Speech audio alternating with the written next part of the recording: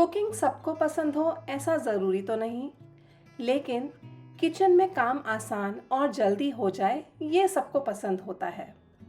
और सच बताऊं, किचन में छोटी छोटी स्मार्ट ट्रिक्स पता होना तो वही रोज़ की कुकिंग का काम बहुत आसान और एन्जॉयबल बनाया जा सकता है। हेलो एवरीवन, नमस्ते and welcome back to nurturing homes.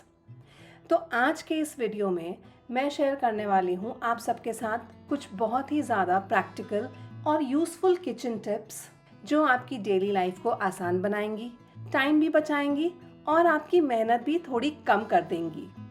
तो वीडियो को एंड तक ज़रूर देखिएगा, क्योंकि हो सकता है इनमें से कुछ टिप्स आपके रोज़ के काम को भी आसान बना दे। तो सुबह का वक्त है और मैं किचन में आ गई थी नाश्ता बनाने के लिए। और आज मेरे नाश्ते का स्पेशल मेन्यू है अमृतसरी आलू कुलचा।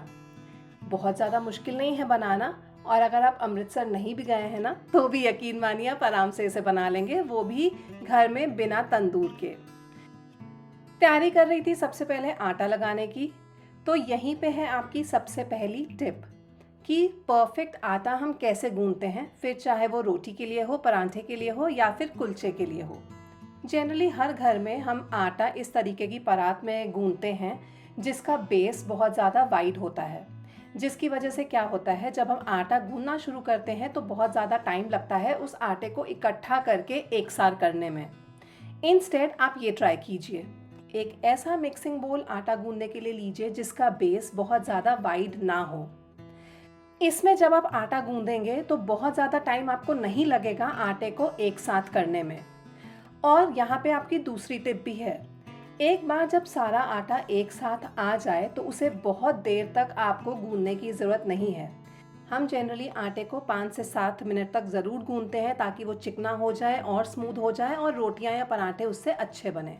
लेकिन जैसे ही सारा आटा इकट्ठा हो जाए इसको आप ढक के छोड़ दीजिए थोड़ी देर के लिए, और अगर ज़्यादा देर के लिए छोड़ना है तो आप फ्रिज में भी छोड़ सकते हैं। अब आगे का प्रोसेस मैं आपको आगे बताऊंगी। अब मैं तैयारी कर रही हूँ आलू कुलचे में आलू की फिलिंग बनाने की। प्याज चॉप करना शुरू किया तो रियलाइज हुआ कि जैसे चाकू ही नहीं चल रहा है, और ऐसे में बिल्कुल भी काम करने का मन नहीं करता। चाकू की धार ब्लंट नहीं, तेज चाहिए होती है ताकि स्मूथली काम हम कर पाएं। इस धार को तेज करने के लिए आप यूज कीजिए एक सिरेमिक का मग। सिरेमिक के मग के पीछे आप इस तरीके से चाकू को रगड़िए। जैसे जैसे 2 से 3 मिनट तक इसे आप रगड़ेंगे चाकू की धार अच्छे से तेज हो जाएगी और आपको कोई अलग से गैजेट खरीदने की जरूरत नहीं पड़ेगी चाकू की धार को तेज करने के लिए।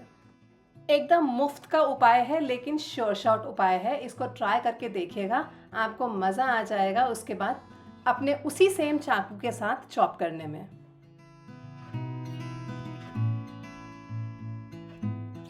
यहाँ पे आलू भी बहुत अच्छे तरीके से बॉईल हो गए थे। इनको मैं एक बार पानी से निकाल दूंगी ताकि ये तुरंत ही ठंडे हो जाएं और मैं फटाफट से इनको छील लूं।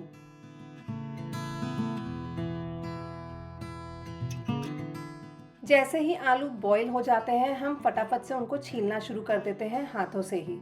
लेकिन हाथों से ना उसे छील के आप इस तरीके से चाकू यूज़ कीजिए पील को निकालने के लिए, आपको ज़्यादा आसानी होगी। बहुत कन्वीनियंट है चाकू से पील निकालना, वरना अगर हम हाथों से करते हैं तो कई बार नेल्स भी ख़राब होते हैं, नेल्स के अंदर आलू चले जाते हैं और दिक्कत तो आती ही है। तो अगली बार हाथों के बजाय चाकू यूज़ कीजिएगा पील को रिमूव करने में, और मुझे बताइएगा कि आपको कैसा लगा, because there is definitely a huge difference. और जब भी आप कोई भी काम करें किचन में तो पील्स हमेशा किसी डिस्पोजेबल बॉक्स में डालिए ताकि आपका किचन काउंटर टॉप खराब ना हो, गंदा ना हो और अननेसेसरी क्लीनिंग से आप बच पाएं। आलूओं को मैश करने के लिए वैसे तो ये पोटैटो मैशर अवेलेबल है, लेकिन फॉर एनी रीज़न अगर आपके पास ये नहीं है या फिर कभी ऐसा भी होता है कि जल्दबाजी में हमें किचन में सामान नहीं मिलता, तो इसकी जगह आप एक फॉर्क भी यूज़ कर सकते हैं। इससे भी बहुत अच्छे तरीके से चीज़ें मैश हो जाती हैं, फिर चाहे वो आलू हो या पनीर या फिर कोई और सॉफ्ट आइटम जो आप किचन में यूज़ कर रहे हैं बनाने के लिए। अब अपने कुलचे में स्टफिंग डालने के लिए इन मैश्ड आलूओं में मैं डाल रही हूँ चॉप्ड अनियन यानी कि प्याज, कटा हुआ फ्रेश हरा धनिया, हरी मिर्ची, और आप कसा हुआ अदरक भी डाल सकते हैं, आज मैंने वो नहीं डाला है। इसके साथ ही इसमें जाएंगे सारे बेसिक मसाले जैसे कि नमक, लाल मिर्च पाउडर, गरम मसाला पाउडर, आमचूर पाउडर बहुत ज़रूरी है, वो ज़रूर डालिएगा। और इन सब चीज़ों को अच्छे से मिक्स कर दीजिए ताकि अच्छी सी चटपटी सी फिलिंग हमारी रेडी हो जाए, क्योंकि आफ्टर ऑल मेन फ्लेवर तो इस फिलिंग में ही है। यहाँ पे एक और छोटी सी टिप शेयर करती हूँ आपके साथ। नमक कभी भी आपकी नमकदानी या मसालेदानी में नहीं जाएगा, क्योंकि नमक मेटल जैसे कि स्टील हो गया या कॉपर हो गया या ब्रास हो गया उसके साथ रिएक्ट कर जाता है। इसलिए नमक को आप या तो कांच की शीशी में या इस तरीके की सिरेमिक की बरनी में ही स्टोर करें, कभी भी स्टील, ब्रास या फिर किसी भी और मेटल की मसालेदानी में नहीं।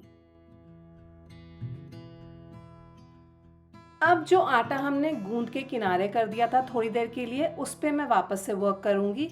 बस इसको 1 मिनट के लिए अच्छे से गूंद लूंगी।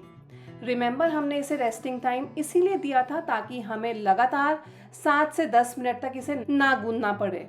इसलिए अब एक बार फाइनल मैं इसे गूंद रही हूँ और ये देखिए कितने अच्छे तरीके से सॉफ्ट एंड परफेक्ट हमारा आटा गूंद के रेडी हो गया है, जिसमें मेहनत मुझे बिल्कुल नहीं लगी।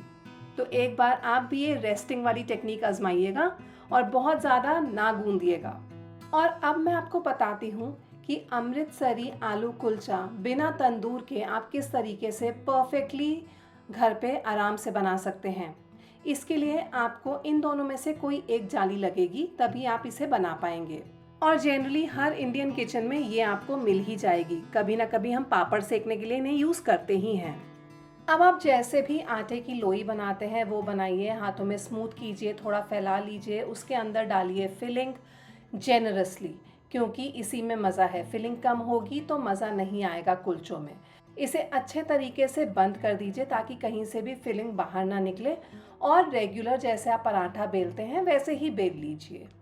लेकिन हाँ, थोड़ा सा मोटा ही बेलिएगा, क्योंकि अमृतसरी कुलचे कभी भी बहुत ज़्यादा पतले नहीं होते हैं।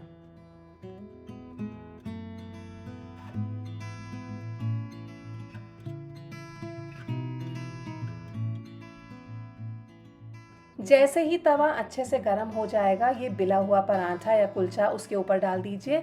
तवे के ऊपर इस समय मैंने ऑयल या घी कुछ नहीं डाला है, डायरेक्टली तवे के ऊपर ये कुलचा डाल दिया है। 1 आध मिनट इसे सेकने के बाद हम इसको पलट देंगे और दूसरी तरफ भी 1 आध मिनट के लिए पका लेंगे। जब आप देखेंगे कि एक तरफ ये गोल्डन स्पॉट्स आने लग गए हैं, उस समय हमें अब तवा हटा के ये जाली रखनी है और ये कुलचा जाली के ऊपर रख के सेकना है। चिमटे की मदद से हर तरफ से इसे अच्छे से सेक लीजिए। अलटते पलटते हुए इसे मूव करते हुए गैस फ्लेम पे आप सेकेंगे ताकि हर तरफ से अच्छे तरीके से इवनली ये सिक जाए। और इसे हम बहुत ज़्यादा सॉफ्ट नहीं रखेंगे, थोड़ा सा कड़क ही रखेंगे। कड़क मतलब ऐसा नहीं है कि वो हार्ड हो जाएगा, लेकिन ऐसा भी नहीं है कि बिल्कुल चपाती की तरह सॉफ्ट रहेगा। और जब ये अच्छे तरीके से दोनों तरफ से सिक जाए तब ये रेडी है। ऐसा मत सोचिए कि ये जल गया है, इसका असली स्वाद आपको तंदूर वाला तभी मिलेगा जब ये इतने पॉइंट तक सिकेगा। ऊपर से डालिए घी या बटर, मैं घी ही प्रेफर करती हूँ, और इसको गर्मा गर्म सर्व कीजिए दही के साथ और अचार के साथ। आपको खा के मज़ा आ जाएगा।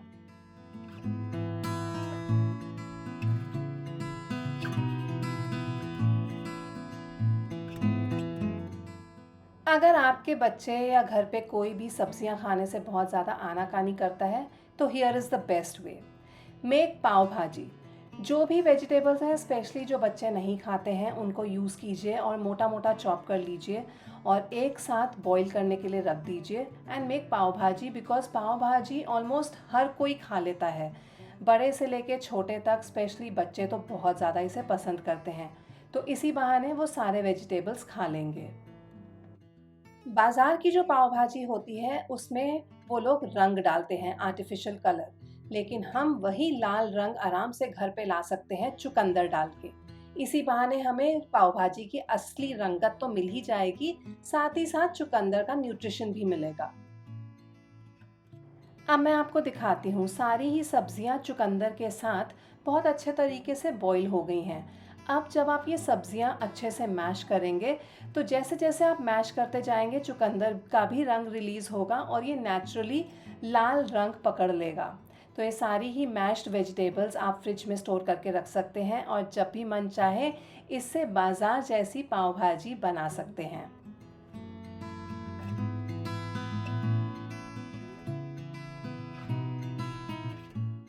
जिंजर गार्लिक पेस्ट हमारी इंडियन किचन में बहुत ज़्यादा यूज़ होती है, लेकिन इसको कई बार लोग गलत तरीके से बनाते हैं। जिंजर और गार्लिक की क्वांटिटी इसमें सेम नहीं रहती है। जिंजर इसमें कम जाता है, मतलब अगर आप 60 ग्राम लहसुन ले रहे हैं तो सिर्फ 40 ग्राम तक आप अदरक यूज़ करेंगे। और जिंजर गार्लिक पेस्ट को लंबे समय तक अगर आपको बनाए रखना है फ्रिज में तो आप इसमें नमक और थोड़ा सा कुकिंग ऑयल ज़रूर डालेंगे इसको बनाते वक्त। ये दोनों ही चीज़ें प्रिजर्वेटिव का काम करती हैं और आपकी जिंजर गार्लिक पेस्ट लंबे समय तक फ्रिज में सही रहेगी। आराम से 10 से 12 दिन तक भी ये ख़राब नहीं होती है, लेकिन उससे भी ज़्यादा अगर आपको स्टोर करना है तो आप इसे आइस क्यूब्स में डाल के फ्रीज़ कर लीजिए। जब अच्छे से फ्रीज़ हो जाए तो इन्हें एक ज़िप-लॉक बैग में निकाल के रखिए, ताकि जब भी आपको इनके साथ कुकिंग करनी है तो आपके लिए बहुत ज़्यादा आसान रहे।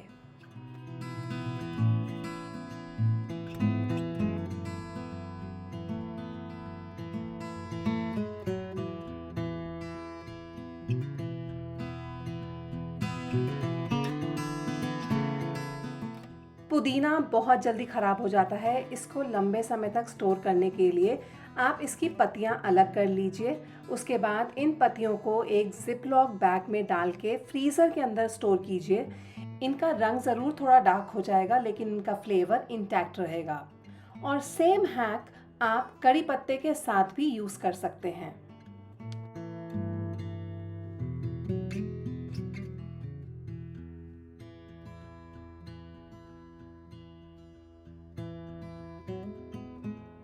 कभी भी एक आम खाने से तो मन भरता ही नहीं है, और जहाँ ज़्यादा आम खा लो वहाँ चेहरे पे पिंपल्स वगैरह होने लग जाते हैं। अगर आपको भी ऐसी प्रॉब्लम है या फिर बॉडी हीट ज़्यादा होती है आपको और डाइजेस्टिव प्रॉब्लम्स भी होते हैं, तो हमेशा आम को जब आप मार्केट से लाएं तो उन्हें पानी में भिगो के कुछ घंटों के लिए ज़रूर रखिए। इससे इसकी जो गर्म तासीर है वो थोड़ी सी कम हो जाती है और ये सारी प्रॉब्लम्स आपको नहीं आएंगी। जिस तरीके से हम मटर को सर्दियों में साल भर के लिए अपने फ्रीज़र में स्टोर करके रखते हैं, उसी तरीके से आम को भी आप स्टोर करके रख सकते हैं। मैंगो का आप पल्प अलग कर लीजिए, इसे मिक्सी में ग्राइंड करके एकदम स्मूथ कर लीजिए और इस पल्प को किसी भी आइस ट्रे में स्टोर करके फ्रीज़ कर लीजिए। ये फ्रोज़न आइस क्यूब्स साल भर तक भी आप यूज़ कर सकते हैं आराम से कुछ भी बनाने के लिए।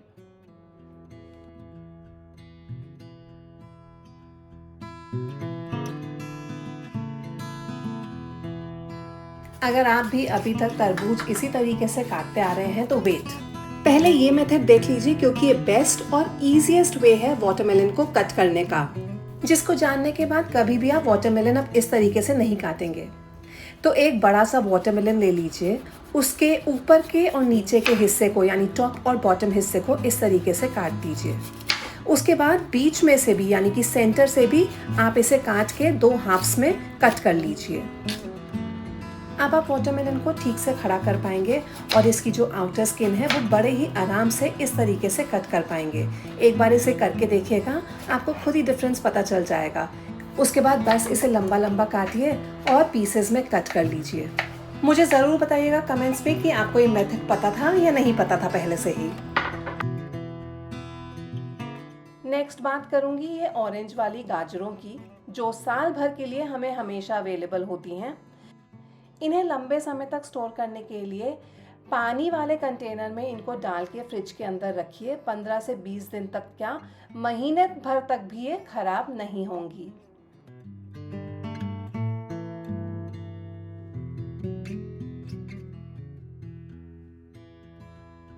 भिंडी में एक लेसलापन होता है, जिस वजह से जब हम उसे काटते हैं तो चाकू भी और हमारे हाथ भी थोड़े से स्टिकी हो जाते हैं। वो सारा लेसलापन चाकू पे भी चिपकता है और कहीं ना कहीं हमारे हाथों के ऊपर भी। इस प्रॉब्लम को अवॉइड करने के लिए आप यूज़ करेंगे लेमन का। लेमन को अपने नाइफ़ के ऊपर रगड़ दीजिए, अच्छे से रब कर दीजिए और उसके बाद जब आप ये नाइफ़ यूज़ करेंगे भिंडी को काटने के लिए तो आपको ये प्रॉब्लम नहीं आएगी।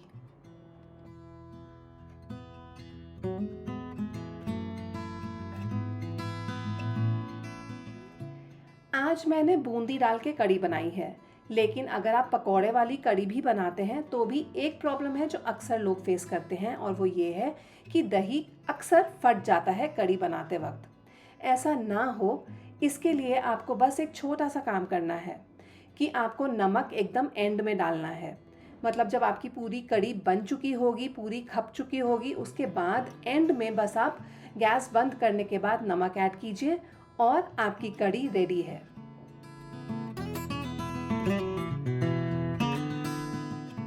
अब क्योंकि गर्मियाँ चल रही हैं तो किसी को भी गर्मियों में बहुत देर तक किचन में खड़ा होना नहीं पसंद होता है।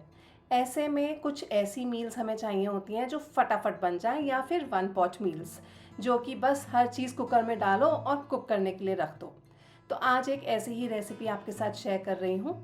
छोलों की रेसिपी शेयर कर रही हूँ टिपिकल पंजाबी स्टाइल में। अमृतसरी छोले भी आप इन्हें बुला सकते हैं। बहुत ज़्यादा कटिंग चॉपिंग का प्रेप वर्क इसमें नहीं है। टमाटर को मोटा मोटा मैंने 2 हिस्सों में काट लिया है, प्याज को लंबा लंबा स्लाइस कर लिया है, कुछ लहसुन की कलियां ले रही हूँ मैं, अदरक को ग्रेट कर लूँगी, ग्रेट करके उसका अच्छा फ्लेवर आएगा, और 2 हरी मिर्चें ले रही हूँ। ये आप अपने टेस्ट के हिसाब से एडजस्ट कर सकते हैं।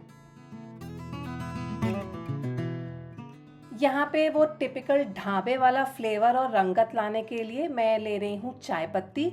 इसको आप कपड़े में भी डाल सकते हैं, मैं यहाँ पे स्पाइस इन्फ्यूज़र यूज़ कर रही हूँ, वरना कपड़े में भी बांध के इसे आगे का प्रोसेस आप कर सकते हैं। चाय पत्ती 2 बड़े चम्मच लिए हैं और कुछ खड़े मसाले जैसे कि तेज पत्ता, लौंग और हरी इलायची, ये सब चीज़ें जाएंगी इसके अंदर।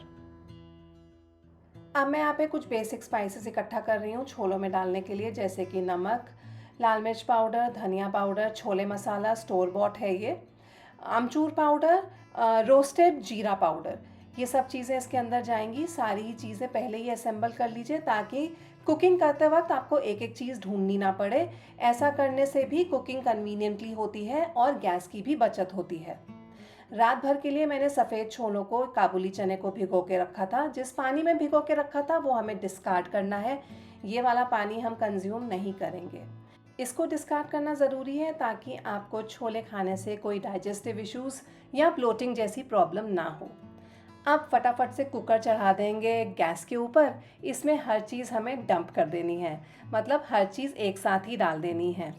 छोले, टमाटर, स्पाइस इन्फ्यूज़र जिसमें हमने खड़े मसाले और चाय पत्ती डाली है, 1 तेज पत्ता, प्याज, लहसुन, अदरक, हरी मिर्चें और सारे ही स्पाइसेस। साथ ही में डाल दिया है इनफ पानी। प्लीज़ रिमेंबर ये छोले सिर्फ सोक्ड हैं, इनको मैंने प्री बॉईल नहीं किया है, प्री बॉईल करने की ज़रूरत नहीं है। सब चीज़ें हमने एक साथ कुकर में असेंबल कर दी है। अब लिड बंद करके हम पहली सीटी फुल पे दिलवाएंगे, उसके बाद गैस को मीडियम करके इसे हम 20 मिनट तक पकने देंगे। अभी छोलों को तो बनने में टाइम है, तो तब तक चलिए मैं आपके साथ कुछ और टिप्स शेयर करती हूँ किचन की। अक्सर बिस्किट्स हमारे घर पे सिल जाते हैं, तो ऐसा ना हो इसलिए आप एक लीजिए कंटेनर, उसके नीचे डाल दीजिए एक मोटी लेयर राइस की। जी हाँ, चावल, कोई भी घर पे जो चावल आप इस्तेमाल करते हैं वो यूज़ कर लीजिए यहाँ पे, और एक मोटी लेयर नीचे बिछा दीजिए। ऊपर डालिए एक टिश्यू पेपर ताकि राइस अच्छे से कवर हो जाए, और इस टिश्यू पेपर के ऊपर सारे बिस्किट्स डाल के रखिए। इस कंटेनर में अब आपके कभी भी बिस्किट्स नहीं सिलेंगे क्योंकि राइस हमेशा एक्स्ट्रा मॉइस्चर एब्जॉर्ब कर लेते हैं और आपके बिस्किट्स को वो सॉगी नहीं होने देंगे। स्पेशली बरसातों वगैरह में तो ये बहुत टिप हेल्पफुल है, इसे ट्राई करके देखिएगा and let me know how it worked out for you.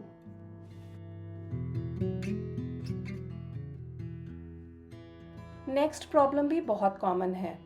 Fridge में हम तरह तरह के फूड आइटम्स रखते हैं, तो जाहिर सी बात है कि फ्रिज में से अक्सर बहुत अजीब सी स्मेल आने लगती है जो कि बहुत इरिटेटिंग होती है।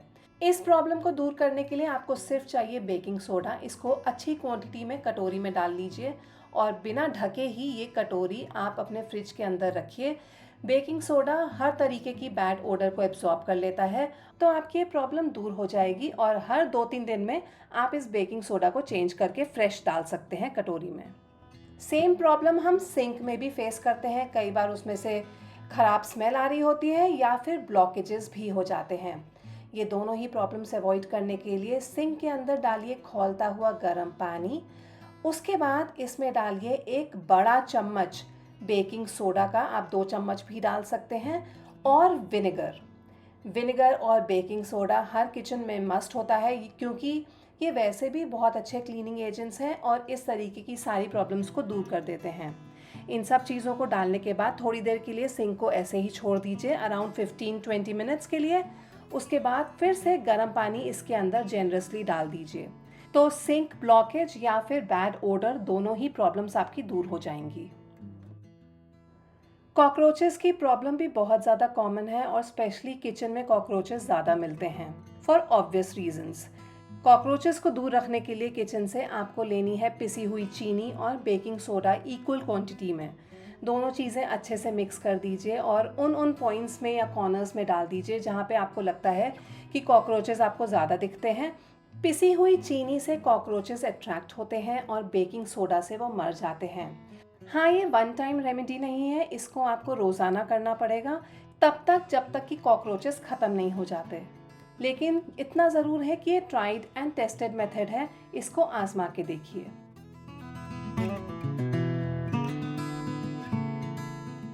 छोलों को बॉईल होते हुए अराउंड 25 मिनट हो चुके हैं। अब मैंने कुकर खोला है, इसमें से ये जो स्पाइस इन्फ्यूज़र है ये मैं हटा दूंगी। आप टमाटर चेक करेंगे तो उसकी स्किन भी आप आराम से निकाल पाएंगे। ये लूज़ हो चुकी है और इस समय चिमटे से आप आराम से निकाल पाएंगे। इवन जो तेज पत्ता हमने डाला था वो भी अब हम निकाल सकते हैं। इन सब चीज़ों का काम हो चुका है, सारे ही फ्लेवर्स छोलों में इन्फ्यूज़ हो चुके हैं, अब इनकी हमें ज़रूरत नहीं है। एक बार फिर से गैस को ऑन कर रही हूँ मैं और सब चीज़ों को अच्छे से मैश कर दूँगी। टमाटर वगैरह सब अच्छे से गल चुके हैं, तो एक बार जब आप करछी से इसे प्रेस करेंगे तो अच्छे से सारी चीज़ें रल मिल जाएंगी। और मैं आपको छोलों को भी दिखा देती हूँ जो कि बहुत अच्छे तरीके से गल गए हैं। जैसे जैसे आप मिक्स करेंगे तो कुछ छोलों की क्वांटिटी को आप एकदम मैश कर दीजिए ताकि ग्रेवी में थोड़ी सी थिकनेस आ जाए। एक आध बॉईल बस हम इन छोलों को और दिलाएंगे, क्योंकि वैसे तो अब ये रेडी हो चुके हैं। ऊपर से बस हम डालेंगे कसूरी मेथी और फ्रेश कटा हुआ हरा धनिया, और आपके ये oil free Amritsari style chole ready हो गए हैं।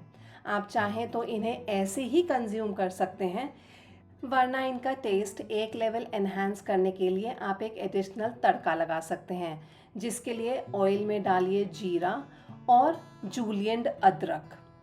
इन सब चीज़ों को आप डाल दीजिए छोलों के ऊपर और ढक के 10 मिनट के लिए छोलों को छोड़ दीजिए, ताकि इन सब चीज़ों का भी फ्लेवर उनके अंदर इन्फ्यूज़ हो जाए। ये छोले रोटी, रुमाली रोटी, पराठा, लच्छा पराठा, नान, हर चीज़ के साथ बहुत ज़्यादा अच्छे लगते हैं, लेकिन आज मैं इन्हें एंजॉय करने वाली हूँ पूड़ी के साथ। इसलिए पूड़ियों को मैं अब बेल के रख रही हूँ ताकि एक साथ इन्हें मैं फ्राई कर पाऊँ, और पूरी फ्राइंग से रिलेटेड भी यहाँ पे कुछ टिप्स शेयर करूँगी आपके साथ। एकदम गरम तेल में पूड़ियों को हमें फ्राई करना है, ये तो सबको पता होता है, लेकिन पूड़ियाँ कम ऑयली बने, मतलब जब आप पूड़ी को तोड़ें खाने के लिए तो आपके हाथ एकदम ऑयली ना हो जाएं, इसके लिए भी यहाँ पे एक टिप है। आप पूड़ी को ऑयल में डालिए, उसे एक तरफ से अच्छे तरीके से सिकने दीजिए। जब प्रॉपर पूरे तरीके से एक तरफ से यानी कि नीचे से सिक जाएगी तभी उसे पलटिए। बार बार अगर आप अल्टा पल्टी करते रहेंगे तो पूड़ियाँ ज़्यादा ऑयल एब्सॉर्ब करती हैं, इसलिए इसको अवॉइड करने के लिए एक तरफ से जब सिक जाए तो दूसरी तरफ से पलट के सेकिए, और फिर दूसरे तरफ से भी जब पूरी सिक जाए तब आप इसे कढ़ाई से बाहर निकाल लीजिए। This is the correct way of frying the puris. और पूड़ियों को तलने के बाद इन्हें आप निकालिए अपने कास्ट आयरन या लोहे के तवे के ऊपर। इसकी भी एक वजह है जो मैं आगे अभी आपको वीडियो में बताऊंगी, लेकिन यहाँ पे एक और टिप है कि जब भी आप आखिरी पूड़ी फ्राई कर रहे हों या फिर अगर आप रोटी भी बना रहे हैं और आखिरी रोटी बना रहे हैं तो आप गैस कर सकते हैं बंद, क्योंकि आपका तवा या आपकी कढ़ाई इतनी ज़्यादा गर्म हो चुकी है कि आखिरी पूड़ी या फिर आखिरी रोटी आराम से सिक जाएगी।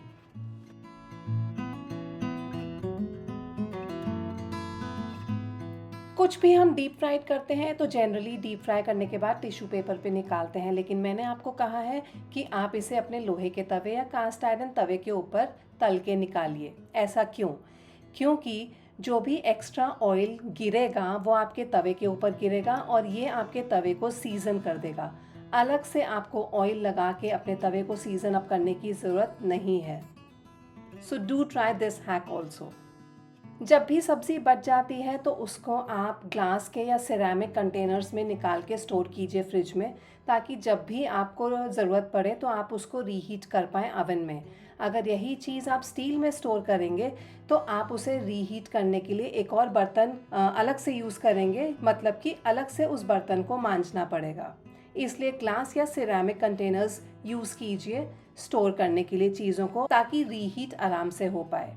जब आप बर्तन को खाली करते हैं तो करछी से आप चाहे जितना खाली कर लीजिए, पूरी सब्ज़ी नहीं निकलती है। इंस्टेड अगर आप स्पैचुला, ये सिलिकॉन स्पैचुला यूज़ करेंगे तो ये देखिए डिस्टिंक्टली आप देख सकते हैं कि बची हुई सब्ज़ी भी मैं आराम से निकाल पाई, क्योंकि सिलिकॉन स्पैचुला से लास्ट तिनका भी आराम से निकल जाता है और कढ़ाई में कुछ नहीं बचता है, यानी कि नो वेस्टेज। इसलिए अपनी किचन में सिलिकॉन स्पैचुलास ज़रूर रखिए।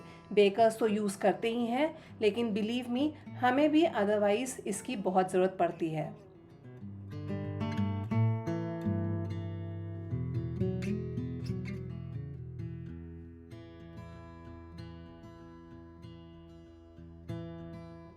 तो यही था आज के वीडियो में कुछ ज़रूरी किचन की टिप्स एंड हैक्स, जो उम्मीद करती हूँ आपको बहुत ज़्यादा पसंद भी आए होंगे और आपके लिए यूज़फुल रहे होंगे। इनमें से कौन सी टिप्स आपको पहले से पता थी या कौन सी आपके लिए नई थी, मुझे नीचे कमेंट करके ज़रूर बताइएगा। I really look forward to reading all your comments. आपके कमेंट से मुझे बहुत ज़्यादा मोटिवेशन भी मिलता है। If you really love watching our videos, do give it a thumbs up. Also hype this video, ताकि ऐसे ही और वीडियोस हम आपके लिए बनाते रहें और लाते रहें। ऑन दैट नोट, मैं नीलिमा अब चलती हूँ। जल्द ही अपने अगले वीडियो में आप सबके साथ मिलूंगी। Till then take care, keep smiling and keep watching. Bye bye.